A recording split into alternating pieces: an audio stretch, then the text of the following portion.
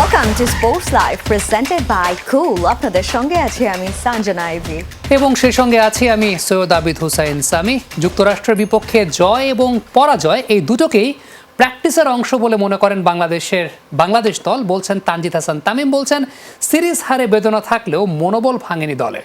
বিশ্বকাপে দলের হয়ে রাখতে চান অবদান, যেখানে 2023 বিশ্বকাপের অভিজ্ঞতা কাজে দেবে বলে বিশ্বাস তামিমের।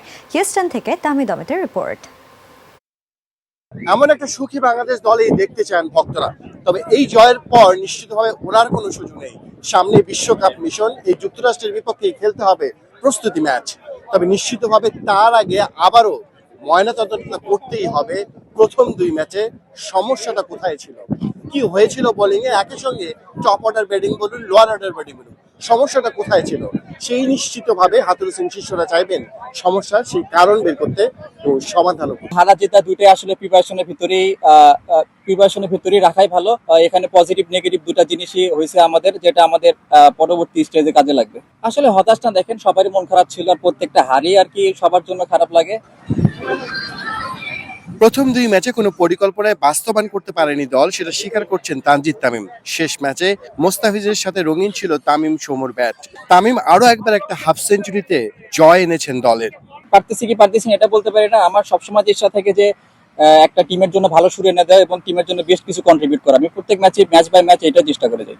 2023 বিশ্বকাপে পড়ে পাওয়া সুযোগটা কাজে লাগাতে পারেননি এই তামিম। সামনে আরো একটা বিশ্বকাপ, যেখানে অভিজ্ঞতাকে বড় প্রাপ্তি ভাবছেন এই ওপেনার। ওয়ার্ল্ড কাপের এনজয়েবল কিছু হয় নাই। আসলে ওখানে ভালো খারাপ দুটা ছিল, হয়তো আমি আরো ভালো কিছু করতে পারতাম, দেশকে আরো ভালো কিছু দিতে পারতাম, সেটা করতে পারি নাই। আর আমি একটা জিনিস সবসময় বিশ্বাস করি যে জিনিসটা হয়তো আমি আরো পরে যেয়ে শিখতে পারতাম, লাস্ট 2023 ওয়ার্ল্ড কাপ খেলার পরে আমি সেই জিনিসটা অনেক আগে শিখতে পারছি। তো আমি মনে করি যে এই জিনিসটা আমার ইন ফিউচারে অনেক কাজে লাগবে। একটা জয় যে বদলে দেয় সবকিছু, তার প্রমাণ এই ছবিটা। হিউস্টনের মাঠে শত টাইগার ভক্তের মাঝে মিশে গেলেন স্বয়ং চান্দিকা হাতুরু সিং। দিলেন অটোগ্রাফ, তুললেন সেলফি। জয়টা যে একটা টনিক, সেটা কে না জানে। তাহমিদ, যমুনা স্পোর্টস, হিউস্টন, যুক্তরাষ্ট্র। গুড টু সি যারা যুক্তরাষ্ট্রে যারা সত্যিকারের অর্থে খেলা দেখতে গেছেন, আমার কাছে মনে হয় যে তারা একটা অ্যাপ্রিসিয়েশন ডিজার্ভ করেন। কারণ বাংলাদেশের মাটিতে যদি আমরা চিন্তা করি, সোশ্যাল মিডিয়া থেকে শুরু করে সব জায়গায় এমন একটা রব যে বাংলাদেশের ক্রিকেট বুঝে গেছে, ধ্বংস হয়ে গেছে। কিন্তু আমেরিকাতে যে সমস্ত লোকজন তারা প্রবাসীরা খেলা দেখতে গেছেন এবং এইভাবে সমর্থন জুগিয়েছেন, আমার কাছে মনে হয় তারা একটা অ্যাপ্রিসিয়েশন পাওয়ার যোগ্য। একদম, তাদেরকে অনেক অনেক ধন্যবাদ। এত কষ্ট করে তারা দু ম্যাচ হারের পরেও শেষ ম্যাচে মনোবল নিয়ে তারা ম্যাচটা দেখতে গিয়েছে এবং জয় পেয়েছে, জয় দেখেছে সামনাসামনি। সুন্দর দুর্দান্ত একটা জয় পেয়েছে বাংলাদেশ 10 উইকেটের, সেটা দারুণ ছিল। তাদের জন্য আসলে অনেক ধন্যবাদ। আর আমি তোমাকে যেটা জিজ্ঞেস করতে চাচ্ছিলাম, এই যে তানজিদ তামিম বলেছেন যে একটা এই হার বা জিত যেটাই হয়েছে সেটা তিনি অনুশীলন হিসেবে তারা নিয়েছেন, কিন্তু আন্তর্জাতিক ম্যাচে এরকম ভাবার কি কোনো ওয়ে আছে? তোমার কি মনে হয়? একেবারেই না, কারণ ইন্টারন্যাশনাল ম্যাচ যখন কোনো একটা দল খেলতে নামছে সেটা কিন্তু রেকর্ড বুকে তালিকাভুক্ত হচ্ছে। এখন আমরা যদি সেটাকে প্র্যাকটিস হিসাবেও নেই, রেকর্ড বুকে কিন্তু লেখা থাকবে আমেরিকা বাংলাদেশকে সিরিজ হারিয়েছে, এবং এটা কিন্তু এক ধরনের রেপুটেশন ক্রাইসিস ক্রিয়েট করে। অর্থাৎ বাংলাদেশের ওয়ার্ল্ড ক্রিকেটে যে রেপুটেশনটা, সেই রেপুটেশনের জন্য একটা হ্যাম্পার করার মতো ব্যাপার, এবং ব্যাক অফ দ্য মাইন্ড সেটা কিন্তু ঘুরবে। আমরা প্রথম ম্যাচ থেকে যে বিষয়টা দেখতে পেয়েছি, আমেরিকার যিনি ম্যান অফ দ্য ম্যাচ হয়েছিলেন তিনি একটা কথা প্রেস কনফারেন্সে বলেছিলেন, এই ধরনের উইন্ডি কন্ডিশনে, বাতাসের কন্ডিশনে মোস্তাফিজের মতো বোলারকে ব্যবহার করতে হবে বাতাসের বিপরীত দিক থেকে। কিন্তু তাকে এমন এন্ড থেকে বোলিং করানো হয়েছে যেটা আসলে বাতাসের ফরের এন্ড থেকে। সো মুস্তাফিজ যখন স্লোয়ার করছেন, কাটার করছেন, সেটা কিন্তু বাতাসের ফরে থাকার কারণে ব্যাটার যখন টাইমিং করছেন, বাতাস টেনে নিয়ে যাচ্ছে আলটিমেটলি বাউন্ডারি পর্যন্ত। মোরলেস গতকালকে আমরা যেমনটা দেখলাম যে মুস্তাফিজ বাতাসের বিপরীত দিক থেকে বোলিং করেছেন, কাটারগুলো ধরেছে, ব্যাটারকেও কিন্তু স্ট্রাগল করতে হয়েছে। তো এই যে জায়গাটা, যে আমেরিকার একজন প্লেয়ার তিনি পোস্ট ম্যাচ প্রেস কনফারেন্সে বলেছেন, আফটার দ্যাট আমরা শিখেছি। বাতাসের কথা যদি বলি, কালকে তাহমিদ অমিত বলছিলেন, কিন্তু আমার তার কাছে একটা স্পেসিফিক কোয়েশ্চেন ছিল। বাংলাদেশের এই টিমের ম্যাক্সিমাম সদস্য নিউজিল্যান্ডের মতো জায়গায় কাপল অফ টাইমস ট্যুর করেছেন। Chandika Hathurusingha experienced coach, Andre Adams এই দলটার সঙ্গে আছেন। So they should have known that, যে এই ফ্যাক্টগুলোকে। সো ইন্টারন্যাশনাল টিম হিসাবে এখানে অজুহাত দেওয়ার কোনো বিষয় নাই। এবং আরও বলি যে ওই যেটা বলা হচ্ছে যে আলটিমেটলি প্র্যাকটিস হিসেবে নেয়া, কিন্তু দিন শেষে রেকর্ড বুকে লেখা থাকবে, আইসিসির রেকর্ড বুকে লেখা থাকবে বাংলাদেশ আমেরিকার কাছে হেরেছে। এবং আবারও বলি রেপুটেশন ক্রাইসিস, এই রেপুটেশন ক্রাইসিসের জন্যই কিন্তু ওয়ার্ল্ড ওয়াইড ফ্র্যাঞ্চাইজি লিগে বাংলাদেশের সাকিব আল হাসান আর মুস্তাফিজ ছাড়া কেউ খেলতে পারেন না, আফগানিস্তানের 9-10 প্লেয়ার খেলেন। So this is the fact, যেখানে আসলে রেপুটেশনের জায়গাটা, এবং রেপুটেশনের জায়গা নিয়ে যখন বলছিলাম ওই যে আইসিসির ইভেন্টে বাংলাদেশ চ্যাম্পিয়ন হতে পারে না বা ভালো করতে পারে না, এই জায়গাটা নিয়ে কিন্তু সবচেয়ে বেশি কথা হয়। আইসিসির ইভেন্টে বাংলাদেশকে চ্যাম্পিয়ন করার স্বপ্ন দেখেন বলে জানিয়েছেন তাওহিদ হৃদয়। এই ইভেন্টগুলো দিয়েই ক্রিকেটারদের মূল্যায়ন করা হয়, আর তাই তার এমন ইচ্ছা। হৃদয়ের ব্যাটিং পজিশন নিয়ে কাটাছেঁড়া হলেও দলের পরিকল্পনা অনুযায়ী খেলতে প্রস্তুত এই ব্যাটার। বিসিবির বিশেষ আয়োজন দ্য গ্রিন রেড স্টোরিতে এসব কথা বলেন তাওহিদ হৃদয়। টি-20-তে মারকুটে ব্যাটার হিসেবে পরিচিতি থাকলেও তাওহিদ হৃদয়ের বাংলাদেশ দলে আগে অভিষেক হয়েছিল ওয়ানডে ফরম্যাটে। গত বছরের মার্চে আয়ারল্যান্ডের বিপক্ষে তার 92 রানের ক্যামিওতে নিজের জাত চিনিয়েছেন আলাদাভাবে। ওই এক ইনিংস দিয়েই আস্থা অর্জন করে নেন নির্বাচকদের। টাইগারদের মিডল অর্ডারের প্রাণভ্রমরা হয়ে ওঠা তাওহিদ হতাশ করেন ওয়ানডে বিশ্বকাপে। 2023 সালের আসরে হঠাৎ করেই এই টপ অর্ডার ব্যাটারের পজিশন নামিয়ে আনা হয় 6-7 নম্বরে। নিজেকে মানাতে তাই বেগ পেতে হয় হৃদয়কে। তবে দলের পরিকল্পনা অনুযায়ী খেলার প্রতি তাগিদ দেন এই ব্যাটার।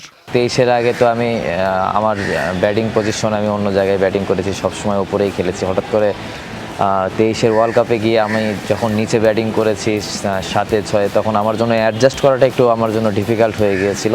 তারপরেও ট্রাই করেছি আমার দিক থেকে, টিম আমার কাছে থেকে যেটা চেয়েছে, যেটা আমি ট্রাই করেছি ওটা কন্ট্রিবিউট করার জন্য। এশিয়ান কিংবা আইসিসির ইভেন্টগুলোতে বাংলাদেশকে চ্যাম্পিয়ন করার স্বপ্ন দেখেন তাওহিদ হৃদয়।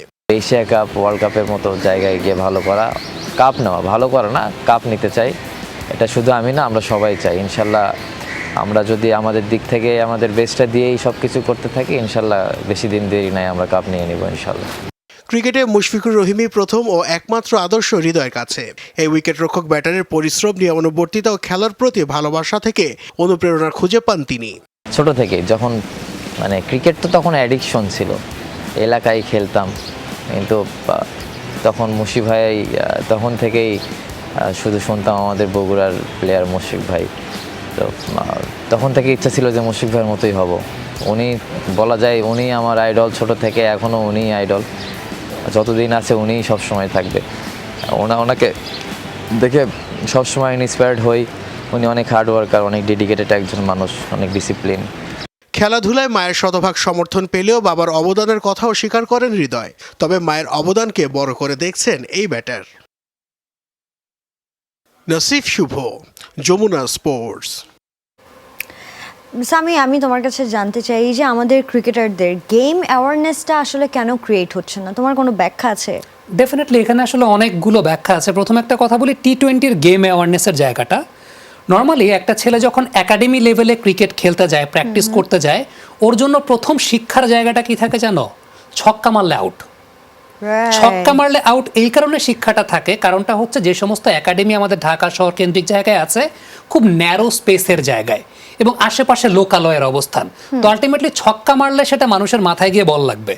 এই জায়গায় অ্যাওয়ারনেসটা তখন তার মধ্যে একটা ঢুকে যায়। সো যে দেশের ওরিয়েন্টেশনটা হয় ছক্কা মারলে আউট দিয়ে, সে দেশে টি-20 প্লেয়ার উঠে আসাটা ডিফিকাল্ট। সেকেন্ড বিষয়টা হচ্ছে, তোমার বাড়ির সামনে একটা প্লেগ্রাউন্ড থাকতে পারে, but this is not a proper cricket ground. Proper cricket গ্রাউন্ডের জন্য ওই রকম ফ্যাসিলিটি থাকতে হয়, যেটা আমাদের বাংলাদেশে সত্যিকারের অর্থে ঢাকা শহরে যদি 50টা ক্রিকেট একাডেমি থাকে, সেই 50টা ক্রিকেট একাডেমিতে যদি 2 থেকে 3 হাজার ছেলে প্র্যাকটিস করে থাকে, ওরা সারা বছর শুধু প্র্যাকটিসই করে, ওরা ম্যাচ খেলার জায়গা পায় না।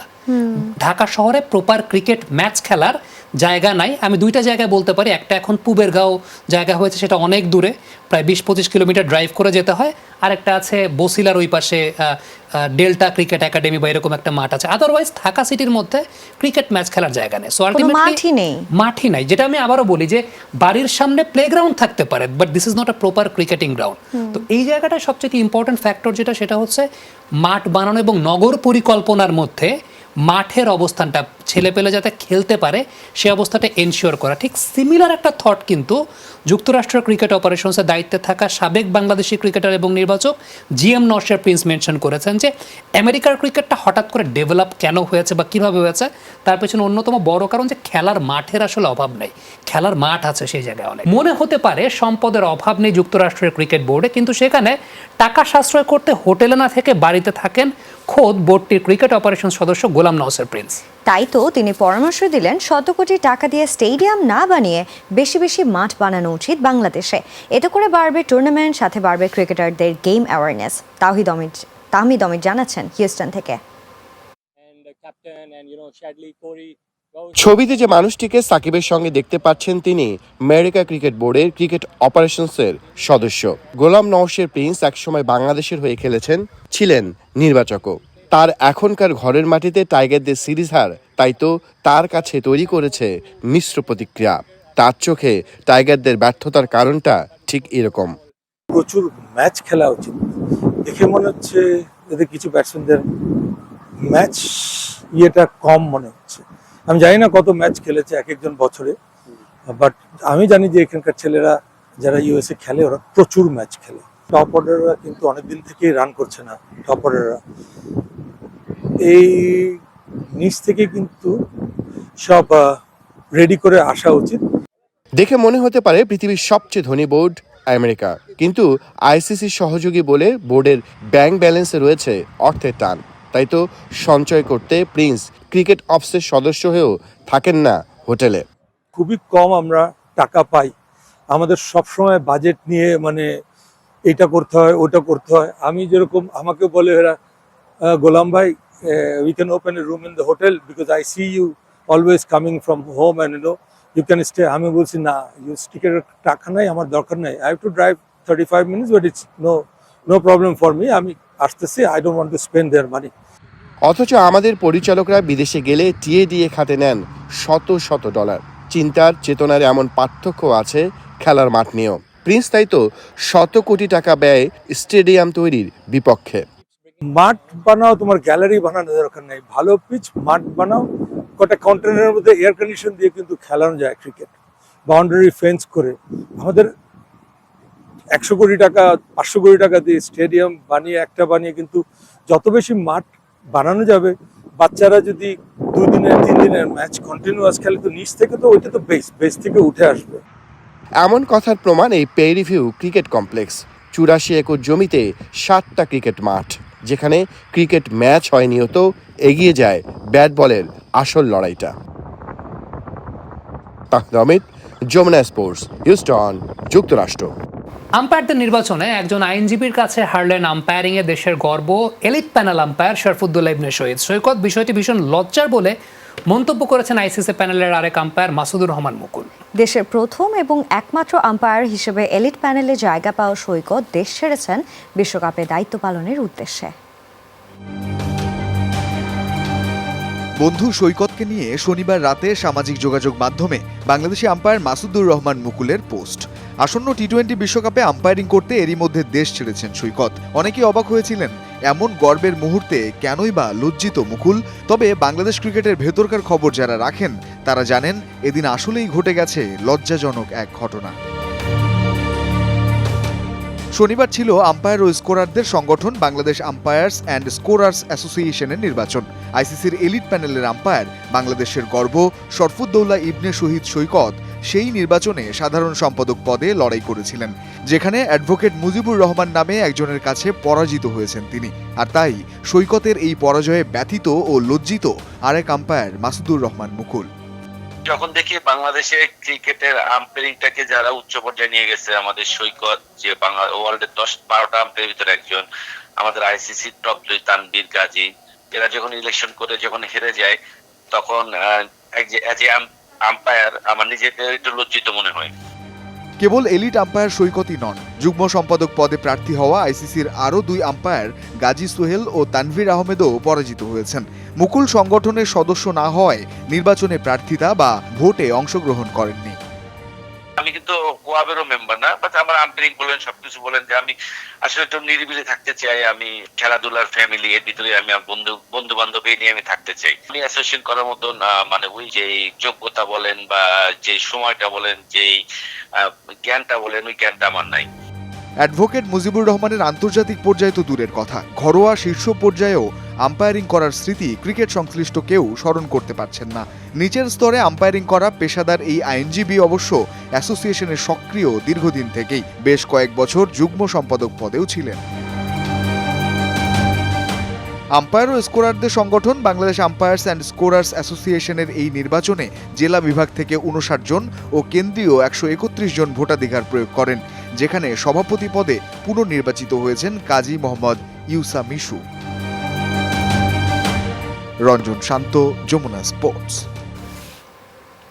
ওয়েল, এই জায়গাটায় আমি জানি তুমি কোশ্চেনটা কি করবা, আমি সেই অ্যান্সারটাই বলে দিই। সেটা হচ্ছে এই যে ভোটাধিকারের যে জায়গাটা, ভোট তো তুমি আমি দিতে পারছি না, বা ভোট তো সাধারণ মানুষও দিতে পারছে না। এখানে ভোট যারা দিচ্ছেন তারা হচ্ছেন আম্পায়ার্স অ্যান্ড স্কোরার্স কমিটির সদস্য। সো এই ব্যাপারটা দেখতে তো ডেফিনেটলি একটু অড লাগে যে আইসিসির এলিট প্যানেলে আম্পায়ার, যাকে বিশ্বের 1, 2, 3 নম্বর আম্পায়ারের মধ্যে একজন ধরা হচ্ছে, ইন্ডিয়া পাকিস্তান ম্যাচ আম্পায়ারিং করবেন, গুরুত্বপূর্ণ ম্যাচগুলো টুর্নামেন্টের তিনি আম্পায়ারিং করবেন, প্রথম ম্যাচ আম্পায়ারিং করবেন, এমনও হতে পারে ফাইনাল ম্যাচও তিনি আম্পায়ারিং করছেন এবার ওয়ার্ল্ড কাপে, হতে পারে। সেই শরফুদ্দৌলা ইবনে শহীদ সৈকতকে যখন তার কন্টেম্পোরারির লোকজনেরা ভোট দিচ্ছে না, তখন তো সেই জায়গাটায় প্রসঙ্গের জায়গাটা চলে আসে যে আলটিমেটলি ওই জায়গাটা ওই হয় না যে একটা সিম্পল একটা সার্কেল বা একটা কন্টেম্পোরারির মধ্যে জোর যার মুল্লুক তার। এখন কতটুকু আসলে আমরা ক্রিকেট নিয়ে চিন্তা করছি, একটা কথা বারবার বলা হয়, বাংলাদেশের ক্রিকেট ব্যতীত বাকি সব কিছুই আছে। ঢাকায় জমকালো আয়োজনে শুরু হয়েছে বঙ্গবন্ধু কাপ আন্তর্জাতিক কাবাডি টুর্নামেন্টের চতুর্থ আসর, যেখানে বিশ্বকাপ সেমিফাইনালিস্ট সাউথ কোরিয়াকে 67-22 পয়েন্টে হারিয়ে শুভ সূচনা করেছে বাংলাদেশ। উদ্বোধনী ম্যাচে প্রথম ম্যাচেই বাংলাদেশ 6 বার দক্ষিণ কোরিয়াকে অল আউট করেছে। এর মধ্যে বিরতির আগে ছিল 2 বার। মিজানুর রহমান ম্যাচ সেরা হন। এর আগে প্রধান অতিথি হিসেবে উপস্থিত থেকে টুর্নামেন্টের উদ্বোধন ঘোষণা করেন যুব ও ক্রীড়া মন্ত্রী নাজমুল হাসান পাপন। দেশব্যাপী কাবাডিকে ছড়িয়ে দিতে শিক্ষা মন্ত্রণালয়ের সঙ্গে একীভূত হয়ে কাজ করার কথা বলেছেন তিনি। শুধু এশিয়ান পর্যায়েই নয়, বিশ্বকাপেও চোখ রাখছেন ক্রীড়ামন্ত্রী। এবারের আসরে অংশগ্রহণ করেছে ইউরোপ, আফ্রিকা ও এশিয়া মহাদেশের মোট 12টি দল। এর মধ্যে সবশেষ 2 বিশ্বকাপের সেমিফাইনালে খেলেছে দক্ষিণ কোরিয়া।